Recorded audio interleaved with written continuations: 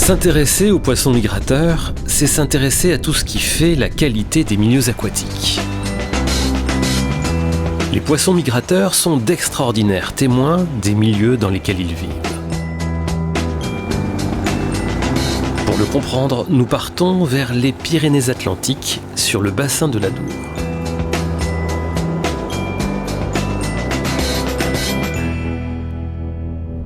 La principale particularité du bassin de l'Adour, c'est la présence de la quasi-totalité des poissons migrateurs amphihalines d'Europe.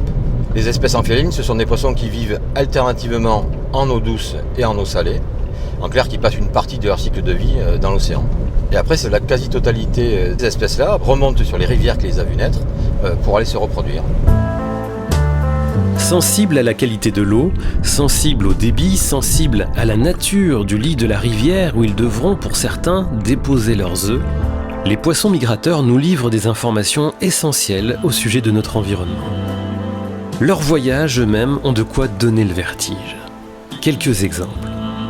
Partis d'Europe, les anguilles vont pondre leurs œufs dans la mer des Sargasses, plus de 5000 km. Les œufs, une fois éclos, les larves feront le trajet inverse des parents pour rejoindre, portés par les courants, les côtes marocaines, portugaises, françaises et d'Europe du Nord.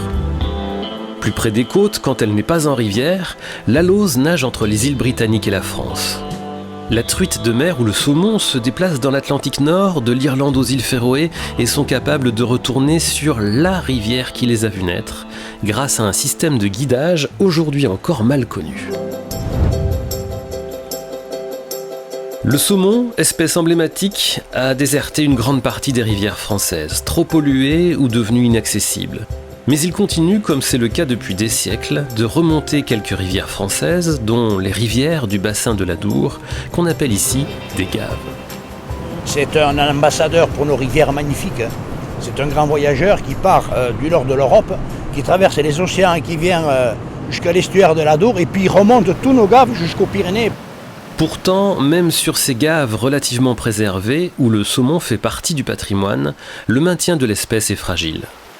On peut remonter déjà depuis la mer, il y a a priori des mortalités en mer, mais dont on a malheureusement du mal à estimer exactement le nombre. Ensuite, au niveau de la remontée à l'estuaire, il y a des pêcheries, encore dans l'estuaire de l'Adour, il y a des pêcheries professionnelles, il y a plus de 1000 captures qui sont prises chaque année au filet.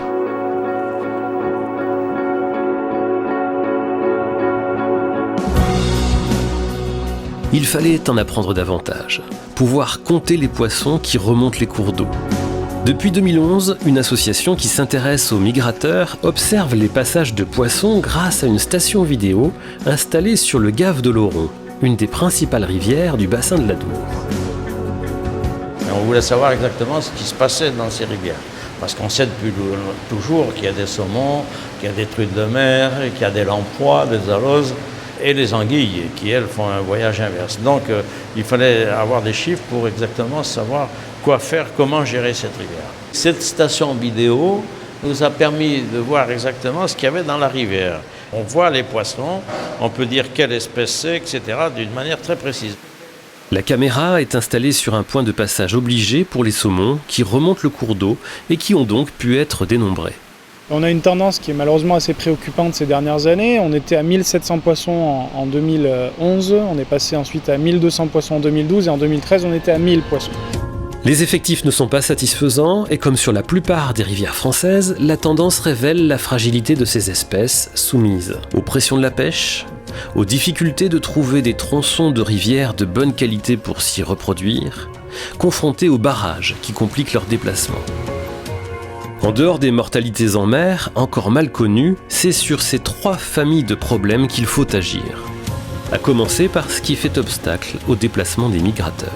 Ce qu'on connaît en fait en termes de continuité sur le bassin de l'Adour, c'est qu'on a à peu près 300 obstacles de recensés sur les principaux cours d'eau à migrateurs. Et sur ces 300 obstacles, il y a à peu près une centaine de centrales hydroélectriques. Le problème posé par les barrages a conduit depuis très longtemps à construire des passes à poissons, des sortes d'escaliers qui permettent aux migrateurs de remonter les barrages et, dans le sens de la descente, à installer des grilles pour éviter que les migrateurs ne passent dans les turbines des centrales. Depuis, les connaissances se sont affinées. Pour épargner les anguilles adultes qui descendent les cours d'eau lors de leur migration, il devient obligatoire d'installer des grilles plus fines avec un écartement réduit sur les rivières concernées.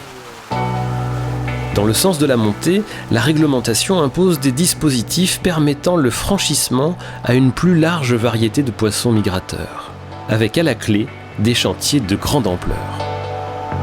Donc le but est d'améliorer la circulation des poissons migrateurs sur le Gave le Saison. Le projet consiste à la destruction de la passe à poissons actuelle qui avait été construite il y a 30 ans pour les salmonidés.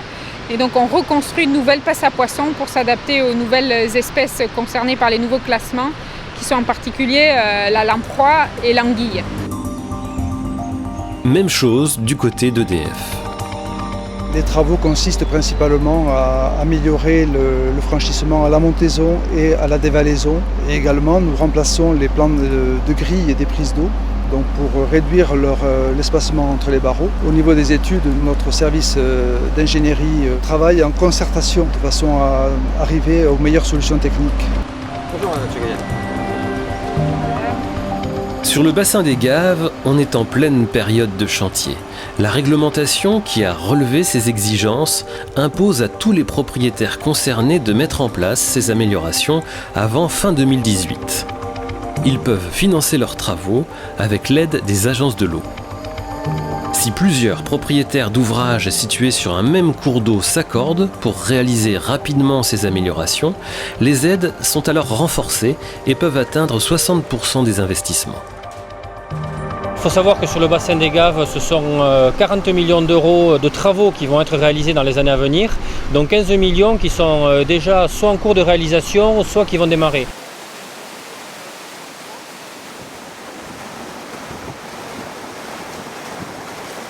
Notre rôle, c'est de venir en appui technique au service de l'État pour analyser des projets. On veille à l'adéquation du type de dispositif avec les capacités de nage des poissons cibles et de contrôler l'état de fonctionnement des dispositifs de manière à s'assurer à ce qu'ils fonctionnent en permanence. À la montée ou à la descente, ces dispositifs, parfois complexes comme cet ascenseur à poissons, réduisent les problèmes de franchissement mais ne les suppriment pas complètement. Surtout, ils ne règlent pas un second problème qui touche cette fois le lit des rivières. De nombreux poissons, parmi lesquels le saumon et la lamproie, pondent leurs œufs au creux de graviers et de galets de rivière. La recette est simple, des eaux de bonne qualité, souvent peu profondes, du courant et un lit de galets. Les saumons enfouissent leurs œufs dans le sédiment. Et donc il faut le moins de sédiments fins possible pour que l'eau puisse circuler à l'intérieur de ces sédiments et alimenter correctement en oxygène les œufs qui sont déposés. Les sédiments, et en particulier les sédiments fins, colmatent les zones de reproduction. Or, ces zones de reproduction, qu'on appelle aussi les frayères, sont de plus en plus souvent envahies de sédiments, fins comme du sable, qui font peser de graves dangers sur les migrateurs et au-delà, sur toute la faune aquatique. Ce déséquilibre est apparu dès les années 50 suite à la construction des grands barrages qui laissent passer les sédiments les plus fins, mais bloquent le déplacement des galets. Jusqu'à conduire, des décennies plus tard, à une pénurie de galets dans les rivières. Un déséquilibre renforcé par la transformation de pâturages en cultures comme le maïs. Les sols nus de ces cultures, rincés par les orages, laissent s'échapper leurs sédiments les plus fins vers la rivière voisine.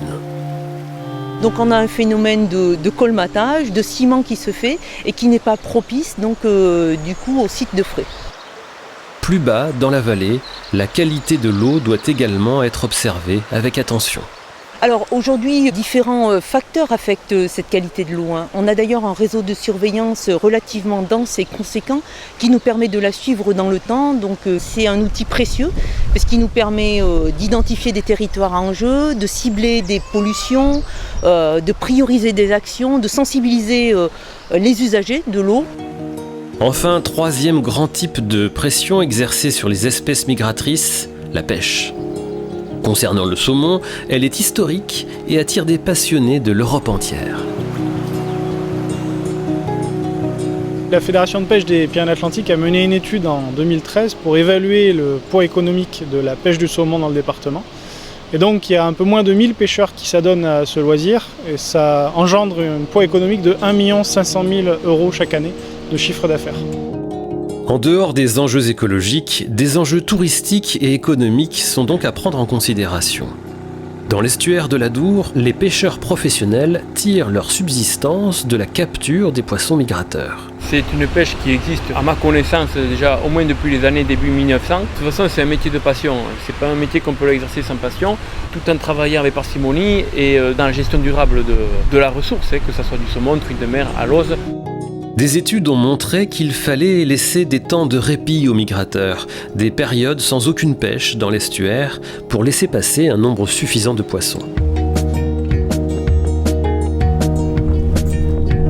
Car l'époque n'est plus à l'abondance.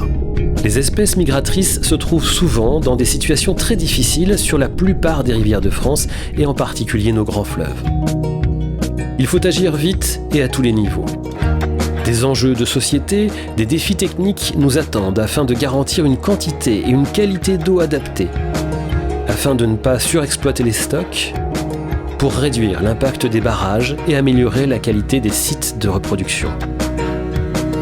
Le retour en abondance des poissons migrateurs sur nos cours d'eau sera alors un signal fort de notre capacité collective à préserver et à restaurer nos milieux aquatiques.